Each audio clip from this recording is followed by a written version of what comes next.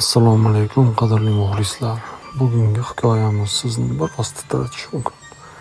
Agar yaxshi joylashib olgan bo'lsangiz, unda boshladik.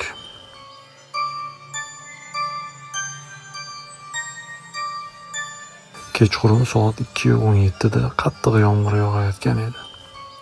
O'sha tunda Jamshid ishidan kechikib chiqdi. U shahardan uzoqroqda joylashgan kichik bir qishloqqa qaytayotgan edi. Yo'l qorong'i va yalin edi. Atrofda na bir mashina, na bir tirik jon ko'rinardi. U mashinasining farasini yoqib, jimjit tun bo'ylab haydab ketayotgan paytda yo'l yoqasida oq libos kiygan, boshi egilgan bir qizni ko'rib qoldi. Qizning sochlari ho'l, ko'ylagi esa yerga sudralib borardi. Jamshid mashinani sekinlatdi. Qiziq holat. Bu yerda bunday kechda yolg'iz qiz nima qilyapti? Jamshid to'xtab oynani tushirdi. Qiz bolaga qarab, "Yaxshimisiz? Sizga yordam kerakmi?" deb savol berdi. Qiz hech nima demadi.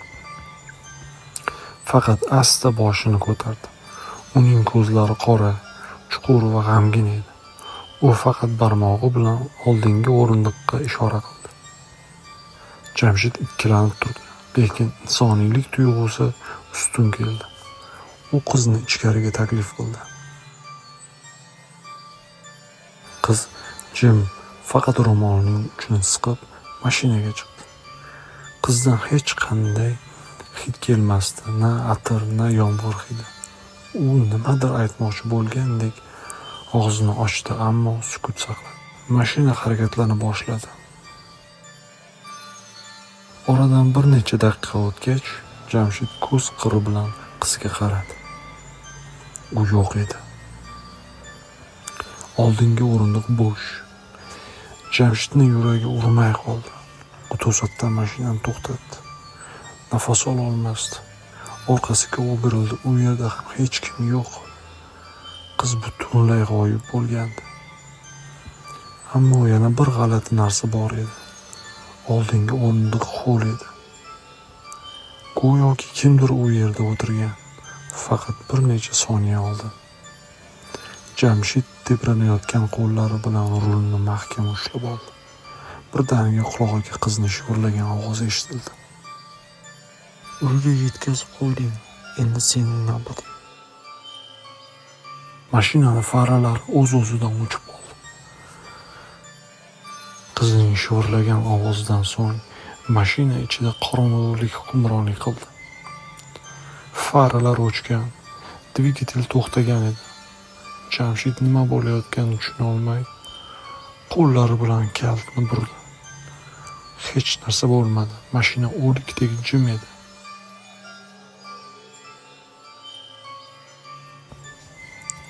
U qo'l telefonini oldi, lekin ekrani qop-qora, hech qanday belgi yo'q. Hatto favqulodda qo'ng'iroq ham bo'lmadi. Birdan old oynada tumanli izlar paydo bo'la boshladi. Go'yo kimdir barmog'i bilan yozayotgandek.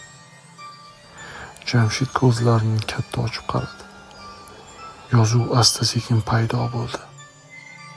"Men yo'l halokatida o'lganman.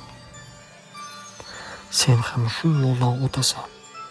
Jamshid titrab ketdi. U eshikni ochishga harakat qildi. Qulflangan. To'satdan mashina harakatlana boshladi o'z-o'zidan. U rulda emas edi, lekin mashina o'z-o'zidan orqaga qarab yurdi. Keyin burilib o'sha yo'l bo'ylab yana yurishni boshladi.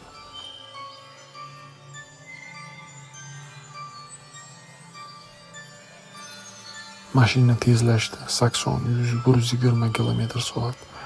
Jamshid tormozni bosardi, lekin tormoz ishlamas edi. Qorong'ilikda uzoqdan kelayotgan furgon chiroqlari ko'rindi.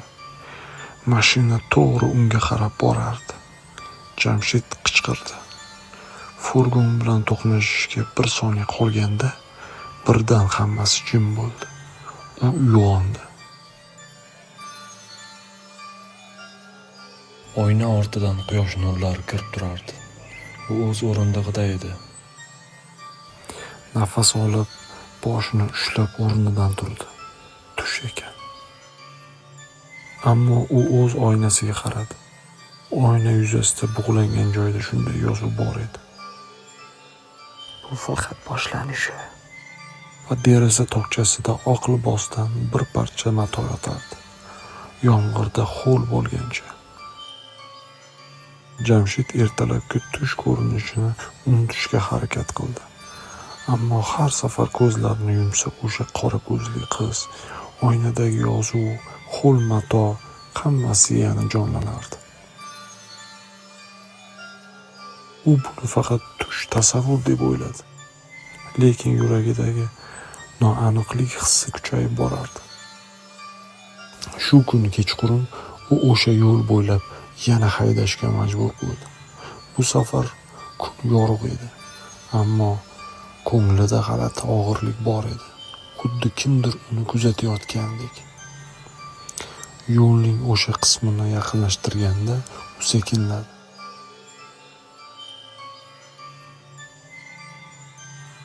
O'sha joy, o'sha daraxtlar, o'sha burilish, ammo bu safar hech kim yo'q edi. U mashinani to'xtatdi. Chiroqni oldi va yo'l yoqasiga chiqdi. Birdan u yerda toshlar orasidan yarimigacha yerga botgan bir qabr toshini ko'rib qoldi. Unda ho'l moxlar orasida bunday yozuv bor edi.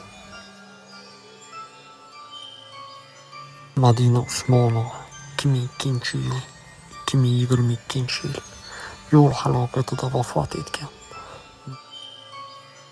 Menga hech kim yordam bermadi. Jamshid qattiq larzaga tushdi. Bu ism unga tanish tuyuldi. Telefonini chiqarib tezda izlay boshladi. Internetda topdi. Madina Usmonova 20 yoshli talaba qiz. 3 yil oldin shu yo'l bo'ylab yomg'irli tunda mashina urib ketgan. Uni hech kim kasalxonaga olib bormagan. Oradan 1 soat o'tgach qiz vafot etgan.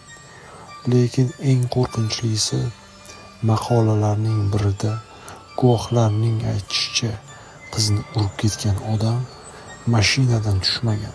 Faqat oynani tushirib qarab, "Yaxshimisiz?" degan va keyin ketib qolgan. Jamshid dahshatdan ortga tisarildi. Bu uning ovozi edi, bu uning gaplari edi.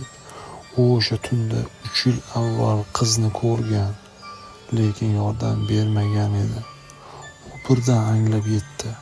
Qiz har yili o'sha tunda o'sha joyda yana paydo bo'ladi. Va hozir navbat Jamshidniki edi. Shu payt telefoniga SMS keldi. Ochdi. Rahmat Jamshid, endi sen meni tushunding. Sen bilan yana uchrashamiz tez orada. Orqa oynada birdan ho'l qora sochlar ko'rindi va jim sekin ovoz eshitildi. Endi sen ham yo'l yoqasida turasan. Qadrli muxlislar, agar hikoyamiz yoqqan bo'lsa, like tugmasini bosib, bizga obuna bo'lishni unutmang. Jamshidning xatosini takrorlamang. Xayr, salomat bo'ling.